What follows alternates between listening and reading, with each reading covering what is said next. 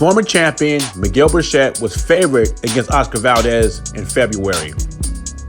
I don't know anybody that picked Oscar Valdez to win, but I did say Oscar Valdez was a live dog because Miguel Berchelt was susceptible to a left hook.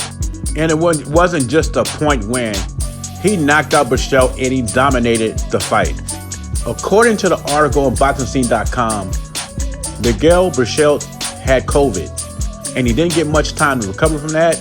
You know, Povetkin's manager said the same thing about Alexander, that he didn't recover from COVID all the way. He still wasn't recovering, got in a ring with Dillian White, but yet they got in the ring. But I give it to Berchelt. He has a heart. He wants to get back in the ring. He wants to fight Valdez and redeem himself. But Berchelt is a big super featherweight. He said he wants to take a fight at 135, then move back to 130. They said it's easier to come up in weight than come back down. If he's going to go for the rematch with Valdez, why not fight a tune-up at 130 and then ask for a rematch at 130 instead of moving up to 135? If you're going to move up to 135, you might as well stay at 135, and there's a lot of contenders at 135. You could fight Lomachenko, Ryan Garcia, Teofimo Lopez for right now, Devin Haney. And I like Berchelt as a fighter. But I don't know. I think Reynoso and Valdez has him figured out. So I'm not quite sure he can beat Valdez. But, you know, I'm giving him the benefit of the doubt. COVID-19 has hit a lot of people. So I wouldn't mind seeing the rematch. But until Miguel Berchelt fixes flaws, it'll be the same results of the last fight. He might get knocked out quicker.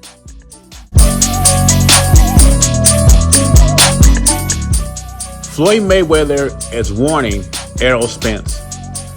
He's telling Errol Spence that Manny Pacquiao is still dangerous as someone he needs to take serious August 21st. Remember the last warning he gave somebody?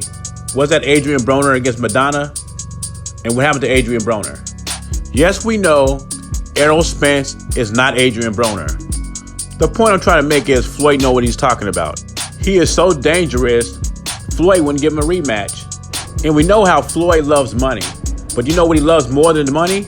His undefeated record. That's why he's fighting Logan Paul instead of Manny Pacquiao. Manny Pacquiao is a 9-figure fight, but it's a more riskier fight for Floyd. He can lose that fight. Now, Teofimo says he thinks Manny Pacquiao is the harder puncher in this fight. And that's very interesting. And I can't argue with that because Errol Spence came and knocked out Mikey Garcia. And since then, has Errol Spence had a knockout? And the last knockout Manny Pacquiao had was in 2018 against Lucas Matisse. And I agree with Teofimo Lopez. I think Manny Pacquiao is the better puncher.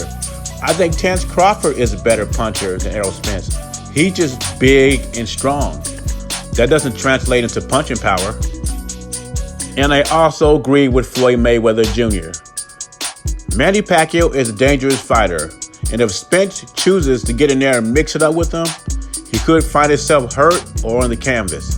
Spence is a good fighter, but he's not Mayweather. And I don't think he could do the things Mayweather could do. But he is a younger fighter, he's a stronger fighter, and that's the only reason I'm picking him to win. But I wouldn't mind seeing the Pac-Man pull one more off. Leave your thoughts and comments below. JBZ, I'm gone.